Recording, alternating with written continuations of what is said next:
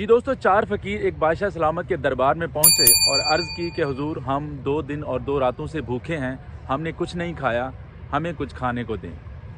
और हमारे घर वाले भी भूखे हैं और हम इस काबिल नहीं हैं कि हम उनको कमा के खिला सकें। हम बड़ी मुश्किल से अपना पेट भी नहीं पाल सकते। बादशाह सलामत ने उन चारों की बात सुनी और उनसे कहा कि आपको खाने पीने को सब मिलेगा, लेकिन आपको मुझे एक सवाल का जवाब देना होगा। बादशाह सलामत ने उनसे सवाल ये किया कि आप अलग अलग बताओ कि आप चारों की मलकियत क्या है। उसमें से पहला फ़कीर बोला, उसने कहा कि हुजूर, मेरे पास अपने बाप दादा के दौर का पुराना फ़र्नीचर है, जो वही मेरी कुल मलकियत है, और वो भी कुल मिला के इतना बोसीदा हो चुका है जो मेरे किसी काम का नहीं रहा। दूसरा फ़कीर बोला कि हुजूर, मेरे पास एक अलमारी है किताबों से भरी, जो किताबें भी काफ़ी पुरानी हो चुकी हैं, जो मेरे भाई की हुआ करती थी, अब वो भी रद्दी बराबर हैं, मेरे किसी काम की नहीं है। तीसरा फ़कीर बोला कि हुजूर, मेरे पास जो है एक सिलाई मशीन है जिसके तख्ते टूटे हुए हैं और वो भी काफ़ी बोसीदा हो चुकी है और मेरे किसी काम की नहीं।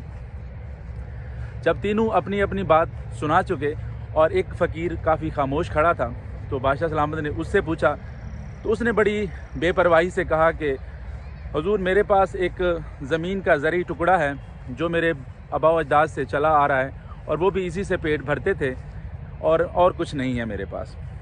बादशाह सलामत ने कुछ लम्हे के लिए सोचा और जो पहले 3 फ़कीर थे उनको खाने वाले दस्तरखान पे भेज दिया और उनके सामने हमा किस्म के बेशुमार खाने और मशरूबात लगाए गए, लेकिन उस चौथे फ़कीर को उसने बाहर ही रोक लिया, यानी उसको अंदर जाने ना दिया।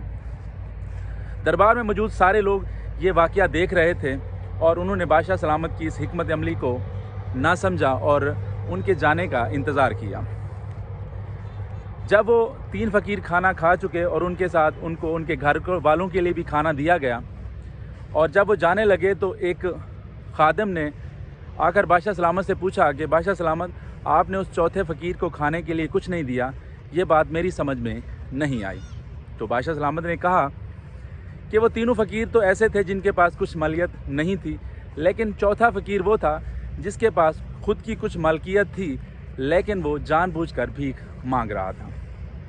जी दोस्तों, आपको ये बात सुनाने का मकसद ये था कि हमारे माशरे में भी बहुत से लोग ऐसे हैं जो ख़ुद कफ़ील हैं और उनके पास इतना असासा और मालकियत ज़रूर है कि वो अपना और अपने बच्चों का पेट पाल सकें, लेकिन जानबूझकर वो मांगने वाली सफ़ में ख़ुद को ला खड़ा करते हैं।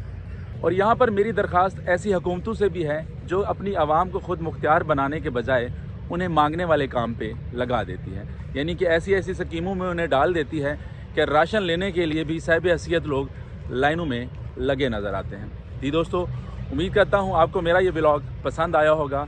जुड़े रहिएगा मोटिवेशन विद इफ्तिखार वड़ैच। शुक्रिया।